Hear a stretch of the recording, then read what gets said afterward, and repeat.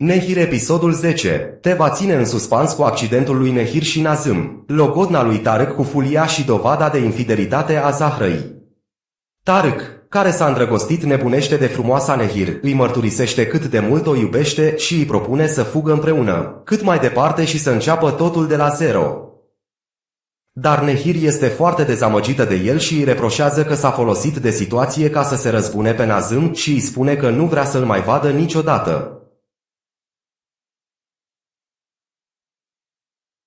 Nazım se întoarce la cabană și când îl găsește pe Tarık acolo, se enervează și cei doi se ceartă.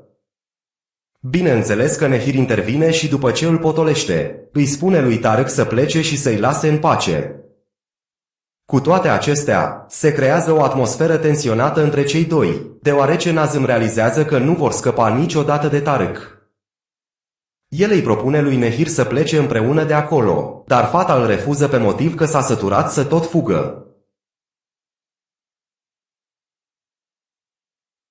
Poliția o caută pe Nehir și află că are o aventură cu Nazım. Între timp, Ahmet declară la poliției că Nazım o ascunde pe Nehir. Ismet și Ahmet sunt eliberați și poliția îl caută pe Nazım, care și-a luat concediu și cum nu este de găsit, poliția îl suspectează și mai mult. Iar Tarık, când este întrebat despre Nehir, refuză să coopereze cu poliția și nu dezvăluie locul în care se află cei doi. Marele vis al lui Ibrahim este să preia funcția lui Nazım. Ibrahim vrea să-și atingă scopul propus și pentru a scăpa de Nazım, îi duce pe polițiști la cabana maestrului. Dar Nazım este vigilent și reușește să o ascundă pe Nehir și îi convinge pe polițiști că nu o cunoaște. După ce pericolul trece, Nazım și Nehir se întorc acasă la el, fiindcă el consideră că este mai sigur să o ascundă acolo. Nehir îl alege pe Nazım și decizia ei creează o mare dezamăgire pentru Tarık, așa că tânărul accelerează pregătirile de logodnă cu Fulia.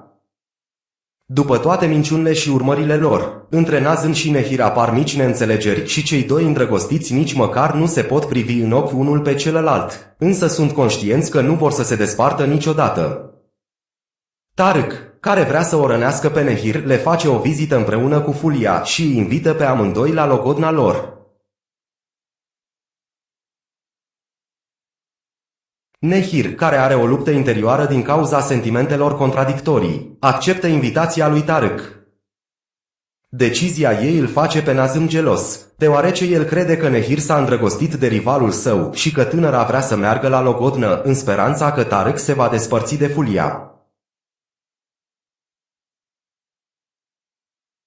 Nazım și Nehir fac un accident de mașină.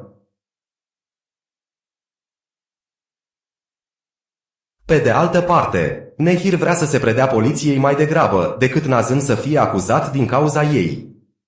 Dar Nazım nu are intenția de a o pierde pe femeia de care s-a îndrăgostit iremediabil. Nehir insistă să o lase să plece din oraș, dar mai întâi să o ducă la petrecerea de logodnă a lui Tarık.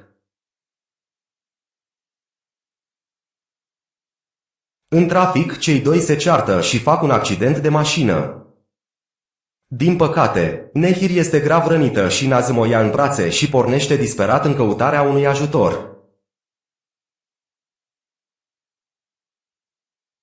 Zahra va avea o mare surpriză la petrecerea de logodnă, unde se încrucișează căile tuturor. Halil, care de ceva timp este foarte neliniștit, își suspectează soția de infidelitate. Bănuiește că Zahra este însărcinată cu Tarık și îi cere să facă un test ADN. Zahra vrea să evite situația neplăcută ce ar putea urma și îi cere lui Tarık să fugă împreună. Dar Tarık o refuză pentru că nu poate să o părăsească pe Fulia, fiindcă se teme de Kemal, tatăl logodnicei sale.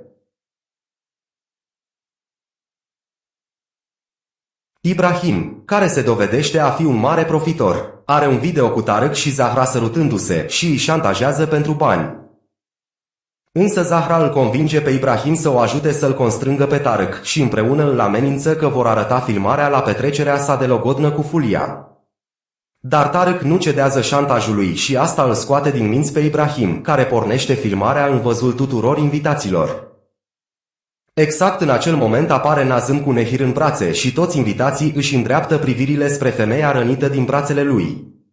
Doar Halil vede filmarea buclucașă.